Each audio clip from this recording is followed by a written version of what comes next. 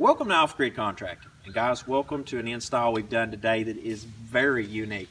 We've got a generator combo with solar, and it's done in a way that I'm not seeing anybody do it before. Also, with me is Tony Jones from Hurricane Wind Power. Appreciate your help on this project. All right. You want to tell them a couple of the new things that we've been starting to get out in the field with? Yeah, those off-grid boards that we've been working on with you, working great. On this install, you see the Samlex chargers, the flexibility, the Magnum products, the fine job on connecting all these midnight solar components that'll be coming out in the OTG boards soon. The special attention to detail with the large A&L fuse blocks that a lot of people should be putting in and probably aren't. And we'll be talking about that on our YouTube channel shortly. Basically I've been taking a little hiatus and out in the field expanding that knowledge base, and I'm glad to have had the opportunity to come out and work with you today. It's been fun. And now what we're going to do is we're going to start with the prep work, and then we're going to finish up with the final install and the tie-in with the generator. And I hope you really enjoy this video, because this application may be something you want to look into in the future for your location. Alright guys, so it is day one on the job site. Beautiful day that the Most High Yah has made, and it is very rainy. What we got going on is I opened up this trench this morning, did that by hand, and we've got the panels out here, getting them ready to go on some of the ground mounts that I've shown in the past. You can also check out the iCard on another install that we've done with these type mounts. We're getting to the point now where we'll do a ground mount for you in a day's time frame, if weather permitting. And we can go very quickly depending on the size of the install. Right over here, I'll show you. It's a beautiful structure. I think the customer uses this for like events and venues or something like that. Anyway, so what we got cooking here is a RTG board, not completely fabricated together yet. Doing this one on the fly on the job site. Over here we got the Magnum already mounted on a backer plate. And guys, the reason we do these backer plates is because of cost effective. If you're worried about being the code, we got you covered there. It's just, that's going to save you money. If you want to buy the Magnum back plate, we'll screw the back plate on the wall that's from Magnum. I don't care. Now, right over here, we're going to put the AGS, automatic generator start accessory, on this. The electrician will be joining me on that shortly. And then obviously he'll be tying in from the Magnum in. I'm going to have my DC in. We're going to have 4 batteries on this one at 24 volt. Putting the MEARC 50 on it, and yeah, that's pretty much in a nutshell what we're doing here. This is going to supplement their power so that they're completely off grid on solar. But should the need arise, the Generac can kick in and automatically take care of the load as well. So they're going to be pretty much sustained at this point. All right, so we're back on the job site. It's day 2. This is going to be final finish day. What we've got going on, we've got our poles firmly in place now. We had to just, first day on the job site always is just prep work when it's ground mount. So we've got to cut those down today. I did these 9 feet on centers, and the reason being is that we found doing these out in the field that the shadowing issue is taken out of play if the customer wants to turn one for the southwestern facing and then one due south. That way they get a balance of power all day, because we do run these separate strings when it's just 2 panels per pole mount and it's close to a structure like this. We try to do that so they can have the option of that. Got with the electrician the other day. The trench work's going to be fine because they're going to actually pour more rock later, so that's going to take care of the depth issues. The conduit's just going to pop up right there and come around today, so we literally got like no wiring at all to do hardly. These mounts, I'll get them up on that in a minute. We're going to set our battery bank, get the wiring boards in place, and by hopefully about 4 o'clock today, we'll have this customer wrapped up. Okay guys, so you can see with the build right now, we've got the OTG board mounted on the wall, and we've got the Magnum in place. We've got our backer boards up, and we've got all the grounding tied in so far. Over here, You can see I've got the EMT dropout on the side of the box. It's very neat and clean. We're going to come down right there and then around the side of the wall and drop out in the trenching. That's going to be the last thing we do today is run the solar wires. It's really crazy. It's usually the first thing I do, and we're going backwards with this install because of shipping. But right there, you can see the mounts in place now. I think they turned out most excellent.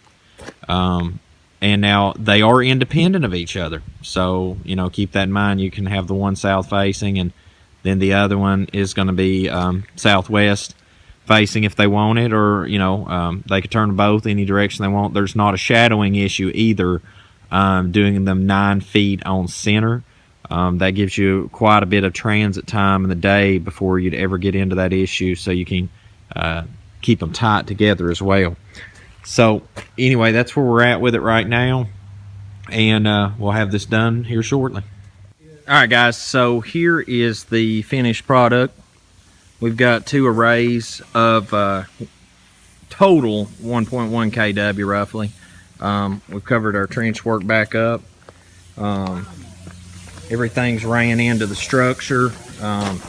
Right now, Nick's took over where I was hosing everything off. She's got that all cleaned up. Now, what I've got to show you here in just a second is really neat. I've never seen this done before. Nick, can you hold on just a second? Let me get by you there. And what we've got is you've got a gen rack. And this is automatic transfer with the generator. What was originally going to go down, like I was talking about the other day, was we were just going to have the gen feed through the inverter into the structure. The inverter got low just like normal with a utility feed, then it would take over. Well, after talking with the electrician, what ended up going down is what we decided on, actually the customer decided on, and then we looked into it to make sure we could pull it off, is that now the automatic transfer is going to have a solenoid on it, so that if for some reason the system gets low in here, then the generator it's going to automatically transfer over, kick on the generator, and run the house. Now, a lot of people might be like, well, that's, you know, your automatic generator start. That is an accessory for Magnum. But what we done is, where this house has a lot more service output potential, when the generator's on, they can run all sorts of the bells and whistles. I mean, everything from an on-demand hot water heater to you name it. Well, with the Magnum, you're talking the well, the AC, lights, fans, and, you know, what we've got going right now. So that'll keep the generator off and quiet. But if they ever wanted all those heavy-duty loads, they can also just swap that over, right over to it, and do that. But since that cuts out the charging function on the Magnum, what we done to offset that is that 2 hours that it's off, the Samlex is going to actually be generated from the generator. It's actually going to engage while the generator's running, and it will only come on when the generator's running. So that's going to make up for the charger that's on board the Magnum. Now, it's not the same output, but you got to also keep something in mind. While the charger is on, the solar panel out there is actually going to be giving feed into it as well for those 2 hours. So you've got a potential of filling up half the battery bank capacity in that 2 hours time frame. So I've never seen it set up and done like this. I think the electrician had an amazing idea. There is applications for this in the future for quite a few odd situations. The reason being that this went down like so is because it'll give the customer the ability, should they have events and things like that, they can go fully loaded and run off the gen. Or if they want to, you know, just take it easy out here in the country, then the solar system can pretty much take care of all the nominal stuff along the way. So you've got the absolute best of both worlds. This will be held in check, even though when that swaps over to the generator, this won't run for 2 hours. Even if it says, hey, I've got power again, I'm ready to run, it will hold that feed in check. And this generator will finish its cycle, and then 2 hours later, it'll shun over to this, and power will engage again. So guys, that's pretty much this system. You know, all the parts provided for this system completely came from Hurricane Wind Power. They do an excellent job. Have never had customer complaint yet on the parts.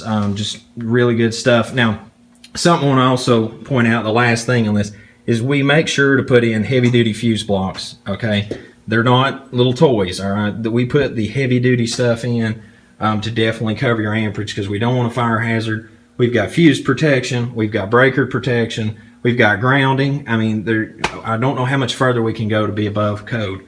So anyway, the last thing on this, shut this up, give you a look at it. We've got our ventilation so that heat can come in, dissipate out. Got the AC running out. Electrician done an amazing job. You look at that right there, that's propane gen. I hate digging near propane lines, but everything come up pretty clean. And yeah, that's that. All right, guys, and final note on this is these are VMAX batteries. I've really found over the past year especially, these have done outstanding for customers, had no complaints whatsoever, and I'm really glad that we swapped over to using that. Trojans are a great battery too, you just have to keep up with the maintenance. But anyway, that pretty much closes up this install. Everything is 100% automated. Now the great thing about this is Tony and me both tested this with the electrician earlier. It's pretty neat to watch it kick off and then kick back on. Great electrician, enjoyed that. You know, good stuff. Yeah. And now we set the low voltage cutoff at like 99% battery capacity. So the funny thing was we were actually trying to get it to run down, and we were making enough power to run all the loads that we were actually wanting to sustain. So we finally killed it enough for it to swap over, and then it was that popping back and forth. And the great thing is it clears the fault on it the way that we have it set up, so it's as if nothing ever happened. Guys, I enjoyed doing this install. Tony, thanks again. It's been great. Always good to get out of the shop. Check him out at hurricanewindpower.com, and if you want us to come out, turn a wrench for you, put you some solar up, wind, greenhouses, you name it, check us out at offgridcontracting.com. Appreciate you.